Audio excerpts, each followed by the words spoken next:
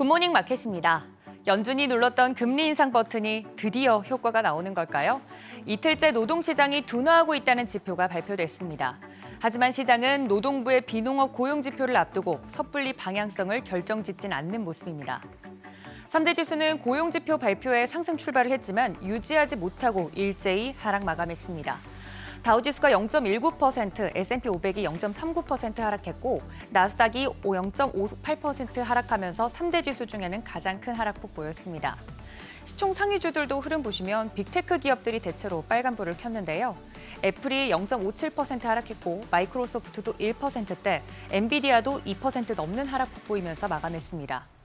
6위부터 10위도 살펴보시면 메타도 0.26% 하락했고 빅7 종목 중에 테슬라가 소형차 모델을 생산한다는 소식에 유일하게 상승으로 마감이 되어줬습니다. ADP 전미 고용 보고서에 따르면 11월 민간 부문 고용은 전월보다 10만 3천 명 증가했습니다. 월스트리트 저널이 집계한 전문가 예상치인 12만 8천 명도 밑도는 수치인데요. 임금은 지난해 같은 기간보다 5.6% 올라 전달에 5.7%보다 둔화했습니다. 이 수치는 2021년 10월 이후 가장 낮은 수치인데요. 즉 민간 고용은 2개월 연속 월 10만 명대를 보이면서 둔화세가 뚜렷해졌습니다. 임금 상승률이 둔화하고 채용 공고가 줄고 신규 일자리가 줄어들고 있다는 건 고용시장이 연준의 금리 인상에 반응하고 있다는 의미겠죠. 이러한 지표들은 연준이 12월 회의에서 금리를 동결할 확률을 더욱더 높여주고 있습니다. 시장에서는 올해 금리 인상 가능성은 사라졌고 내년 3월의 첫 금리 인하를 6월쯤 추가 금리 인하를 예상하는 모습입니다. 이처럼 긴축 정책이 사실상 끝났다는 전망이 강해지면서 주식과 더불어 가상화폐, 금 등 대체 자산이 오르는 에브리싱 랠리가 펼쳐지고 있습니다. 금리 인하 기대로 달러화가 약세를 보인 영향으로 풀이가 되는데요. 유로와 엔화 등 주요 6개국 통화 대비 달러 가치를 나타내는 달러 인덱스는 우리 시간 7일 새벽에는 104선을 다시 넘어섰지만 현지 시각 5일 기준으로 103.9로 종가를 형성했는데 지난 10월 고점보다 2.6%가량 떨어진 수치입니다.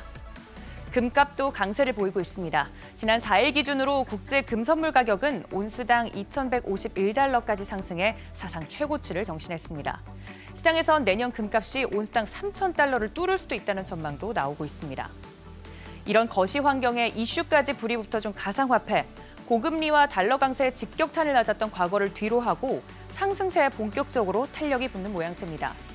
비트코인 값은 미국 물가가 꺾인 것 같다는 신호가 뚜렷해진 최근 2달 사이에만 60%가 넘게 뛰었습니다. 일전에 전해드린 현물 ETF 소식에 더해 내년 상반기 비트코인 공급량이 줄어드는 반감기가 도래한다는 점도 가격을 끌어올리는 원동력이 되고 있습니다. 비트코인 오늘 오전 7시 기준 6,053만 달러 선에서 거래되고 있습니다. 고용 지표가 둔화된 것으로 나오면서 국채금리도 장기물 중심으로 하락세 이어갑니다. 2년물만 소폭 오름세 보였고 10년물은 1%대 내림세 보이면서 4.1%대에 30년물도 4.2%대에 마감하면서 전체적으로는 혼조세 보였습니다. 유가는 5일 연속 하락했습니다. 글로벌 경기 둔화와 이에 따른 수요 감소에 대한 우려가 유가를 계속해서 짓누르는 모습인데요. WTI 가격은 4%대 급락하면서 배럴당 69달러 선에 70달러 아래에서 마쳤고요. 지난달 16일 이후 하루 최대 낙폭입니다. 브렌트유도 3% 넘게 하락하면서 배럴당 74달러 선에 거래를 마쳤습니다.